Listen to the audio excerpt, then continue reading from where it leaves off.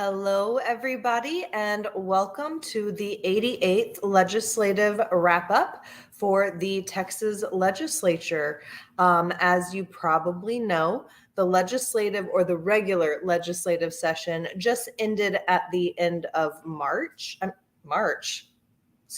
May. And I wanted to give you guys some updates on what's going on. So I'm going to give the updates on where all of the bills stand now that the session is over. And I encourage you guys to leave any questions that you have in the comment section because I will jump back to those once I have completed the wrap up. So please comment where you're watching from because I love to see that, and any questions you might have as I go along here today. So as I mentioned, regular session closed at the end of May. However, there is currently a special session to address a specific agenda that has been put together by the governor. Now, if you have participated in our activist training, you know that only the governor can set the agenda for what will be addressed in a special session. And for this special session, cannabis issues were not included. So we will not be included in the session that is currently underway. Not the regular session, but the special session. So let's flash back to the regular session. Pre-filing started for that in November of 2023. The session started in November of 2022 was when filing started, and mid-January 2023 is whenever the legislature started. So let's go over the highlights of bills that were really moving and that we were tracking. Of course, there were several dozen bills that were filed, but only a handful really made it through significant portions of the gambit of the legislative session. So HB 218, what this was a bill by Representative Joe Moody, longtime advocate for cannabis law reform, that combined two separate measures from the most recent past session, and that passed the full House. 218 would have made possession of 1 ounce a Class C misdemeanor. It would have removed the risk of jail time, and it would have allowed for expungement of prior cannabis charges. So this combined bill passed the House for a third time and was assigned to the Senate State Affairs Committee, but it was never scheduled for a hearing. So that is where it died. Then there is the medical bill that we all were tracking that was really looking like it would pass this session, HB 1805 by Representative Stephanie Click, who has authored the original compassionate use program and every change to it since. Her Senate companion author was Senator Perry. And this bill would expand the Texas compassionate use program by adding chronic pain as a qualifying condition. It would have replaced the THC cap with volumetric dosing. It would have further allowed the Department of State Health Services to designate qualifying conditions instead of legislators deciding them every 2 years.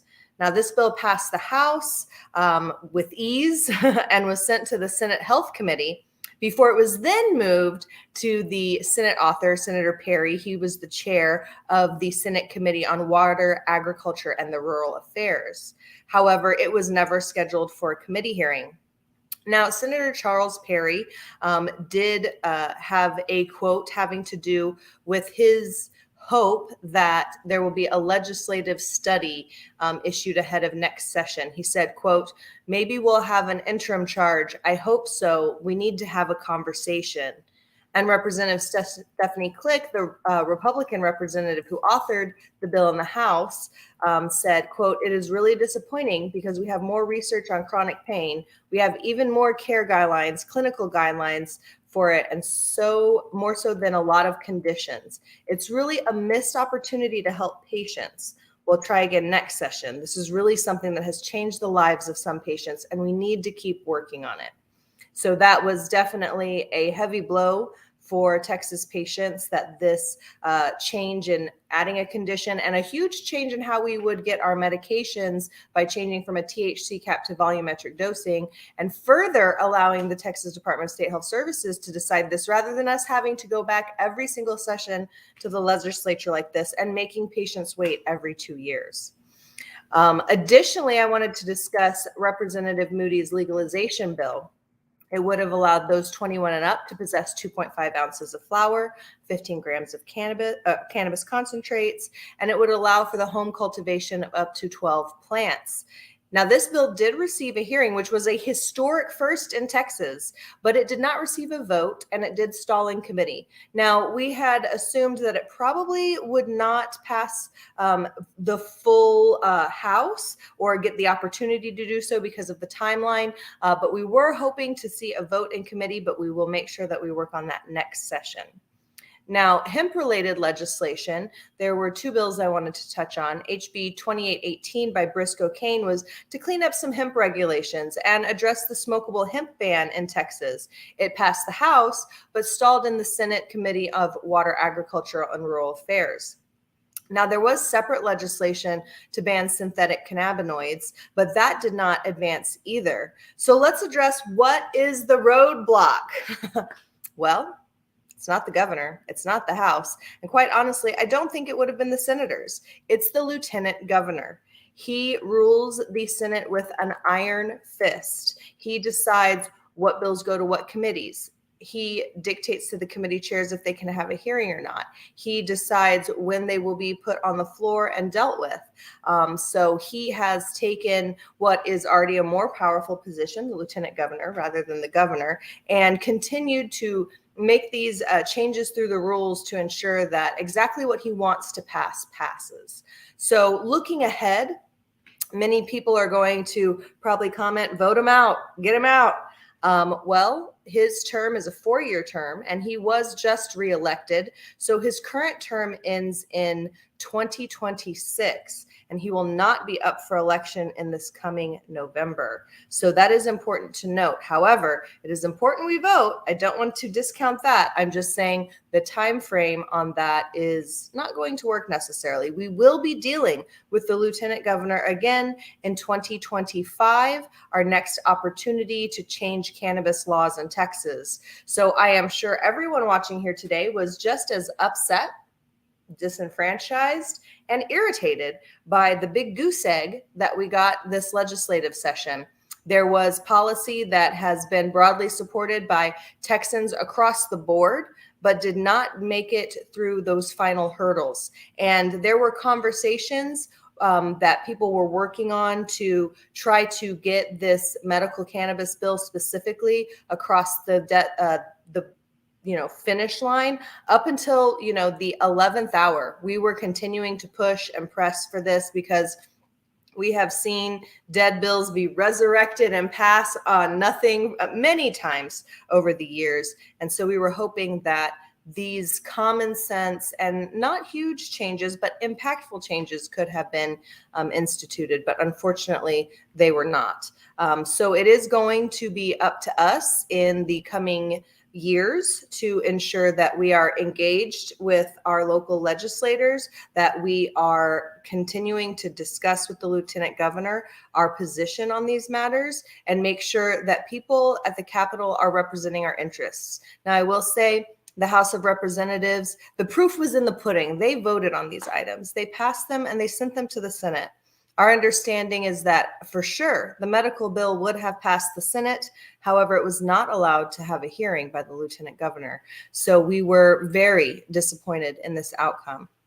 Now, it's about a week past, the sine die, the last day of session, and I'm still salty. You guys, I'm still salty about it. So what I want to do is I want to come to the comments real quick. I want to take any questions that you guys might have, but that is the wrap up, unfortunately, for the 88th legislature, is that there will be no change, and our next opportunity will be in 2025. I can see that the sun is setting on me and I'm starting to turn red. It's not because I'm angry, although I am, but let me come over to the comments here.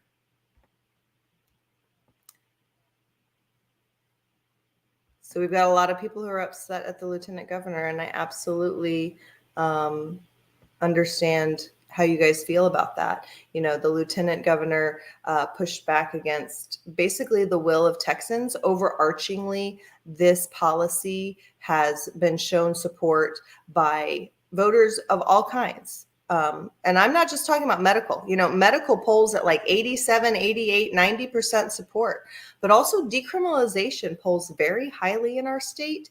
And it is super sad to see that the will of the voters has not been listened to at all this session when it comes to cannabis law reform. Not seeing too many questions, but I am seeing a lot of heat for the lieutenant governor. So what I do want to encourage everyone who's watching here today to do is to go ahead and go to the Texas NORML website. We do have an activist training guide there, and it gives you an idea of the different cycles. So in Texas, we have a 2-year cycle. We just end our legislative session. We now go into the interim, which will last for a few months. And then the election cycle starts again. And after the elections in November, we will look ahead to the 2025 legislative session and hopefully be able to impact in a meaningful way coming up in 2025. I see some more comments. I know it is really sad, guys. And I think about the patients who, pain was really touted as an alternate to opioids. And we understand that there's an opioid crisis, not just in Texas, but across the country. And fentanyl is also a big issue that people are talking about. And this was a way to help patients have another tool in the tool belt to prevent them from overdosing and dying. We see that in states that have robust medical cannabis laws, that overdose rates of people who are taking their prescribed medication go down by 25%. Because of the studies about just how effective cannabis is for pain. And so I reflect what Representative Click says, who is a nurse, that the science was really there on pain. And to see those patients left behind is really a travesty and very frustrating. But let us talk about what you could do today. And right now, even though the Texas legislature is in a special session, they're not dealing with cannabis laws. However, there are federal issues that are moving and taking shape at the federal level. So if you go to NORML.org and you click on their Take Action page, at the very top there, you'll see several action alerts at the federal level that you can participate in. So definitely participate in that. We will be doing an updated voters guide coming up in November, so that those that are up for re-election, which will be all of the House and some of the senators, so that you can know how they stand on the issue and make sure that you make an educated vote when it comes time in November. Let me see if there's any questions before I bid you guys adieu. Okay, someone says, by 2025, do you see any hope for federal decriminalization or legislation passing? So federal decriminalization, you cannot decriminalize it federally because the laws for criminalization are made at the state level. However, you can deschedule cannabis, which then would create downward pressure to force states to readdress their laws at the state level. Now, there has been a few bills that passed one chamber, but not the other yet. Some new bills that are being filed at the federal level. So I definitely think that there is a possibility, depending on how the November elections go, that really we could have an impact at the federal level, which makes me reflect back to how our hemp market originated here in Texas. Federally, they descheduled hemp products, and that triggered a process here in Texas where we had to as well. And then we had to create the statutes and the market surrounding hemp and hemp products. So it is my great hope and hopefully an expectation that we would be able to get cannabis descheduled at the federal level, which would then mean that Texas would have to address our criminal penalties and create a regulated market here in Texas. Let's see. Won't they be able to overturn the vote if we get something moving by 2025? I'm not sure what you mean by overturn the vote, but that is our next opportunity, is 2025 here in Texas to have legislation. So in Texas, we don't have ballot initiative at the state level to change our marijuana laws. There are some home cities that, well, they're called home rule cities, that can address it locally here in Texas, but it still leaves a patchwork of policy. So to address it at the state level, we must go through the legislature, because we cannot collect signatures at the state level to put something on the ballot for a vote. If we could have done that, we would have been done with this a long time ago, friends. And so due to that, we have to go through this legislative process, which means that we're now at the mercy of our legislative officials. And the strongest one at the Capitol is the lieutenant governor, who has been the person blocking these bills. Now, there's not really a common sense reason that we can glean as to why, except for prohibitionist propaganda. And these were some very tightly written bills that had passed the House. In the case of decriminalization, several forms of that bill had passed several times. Representative Click's bill, as far as medical goes, she has always been the one that has been advancing this conversation. And so to see him allow nothing was really a slap in the face of patients and Texans who want to see some common sense policy enacted in our state. So again, very frustrating. And this is not the wrap up that I wanted to bring you guys today. That is for sure. Towards the end of the session, we knew time was really tight, but we really felt confident that we would get a little something having to do with medical change. And the lieutenant governor, unfortunately, there was a senator who tried to amend a bill in the Senate to include legalization, and it enraged the governor so much that he left the floor very upset, and basically said that he would not let anything pass at that point. And so that is, it feels very punitive and unjust, really, truly. Let me come back to the comments real quick, see if there's any other questions. Hello, Houston, Texas. Federal descheduling would help push cannabis law reform in Texas, but do you think rescheduling would help as well? So NORML as an entity prefers descheduling over rescheduling. Rescheduling would basically make it where just the pharmacy or pharmaceutical companies would have oversight over it. Descheduling would allow for states to institute regulated adult use markets as well. And so for that reason, we support descheduling. And if you go to NORML.org, they actually have a really great write-up on why descheduling versus rescheduling. From Joshua, do you think city ordinances will be upheld like in Austin? I've seen that it's been difficult for cities like Denton. Well, back in 1997, there was before all this changed at the state level, we were allowed to change cannabis laws at any local level. So there was a ballot initiative to enact a medical program in San Marcos.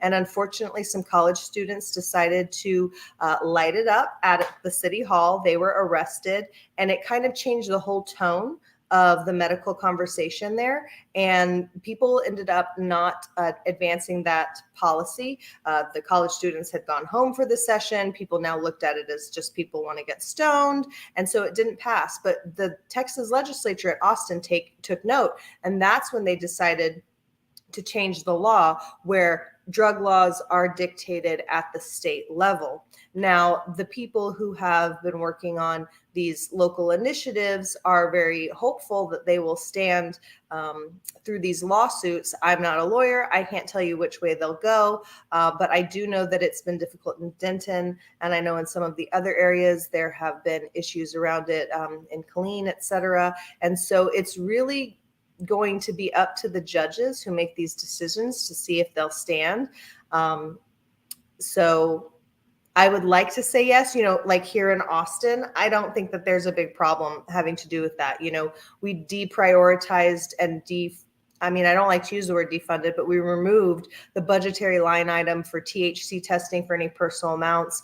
And so this has been a continuing theme here in Austin, but in some places that are a bit more maybe conservative, although I don't like to use the conservative progressive type dynamic, but there have been issues there. So stay tuned to what the judge's decisions are in some of these cases, and hopefully we will win those. But if not, it further puts impetus that next session we have to change these laws. We are one of the few states in the country that still criminalizes people for possession of a plant. So thank you for that question.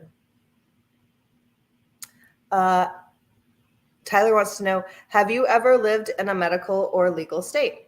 So Tyler, technically, Texas is a medical state. It's limited, but it is a medical state. And I actually am a registered patient here in Texas. So I have been able to see what the program is like and what the medication is like firsthand.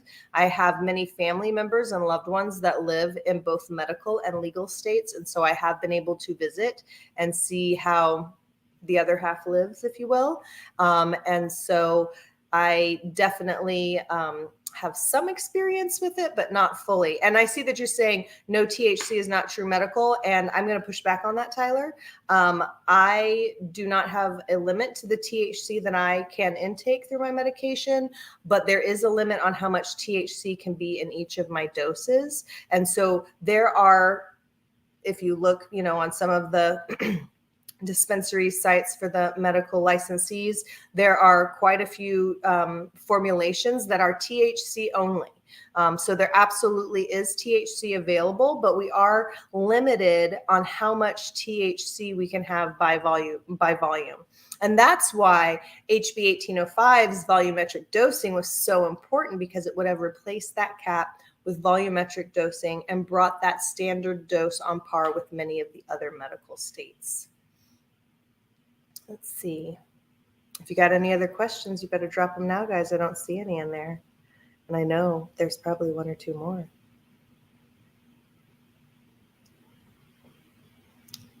All right. Well, edibles can cause problems for people like GI. Yes, actually, that was one of the things that Representative Click was really talking about when moving from the THC cap to the volumetric dosing, was that for people to reach the amount of THC that they needed for their dose to, let's say, deal with their seizures or their spasticity, it could cause gastrointestinal issues that were quite a bit like IBS. And so it was kind of like, do you stop the seizures or do you, have chronic diarrhea? And so, of course, that is one of the reasons why this change would have been so important to the pre-existing patients that are already in the program. Valerie wants to know, is the state providing Delta 8 to patients? No, the state licensees do not provide Delta 8 products. Delta 8 is going to be available OTC, over the counter. There are lots of options available out there. And if you want to go to texasnormal.org, you can learn a little bit about what is Delta 8 and how is it produced here in Texas. All right, friends. Well, it has been a roller coaster of a session. And of course, I always appreciate everyone tuning into our updates, participating in our action alerts, making calls to the offices at this, house here in Austin whenever we ask for you guys to. We were really close to having some impactful change this session. And so it is a very bittersweet ending to this session. But again, I think that it's really important that we all continue to push on this. So thank you all for tuning in, and I will be back as always on the first Wednesday of the month. So we'll see you guys in July. And until then, take care.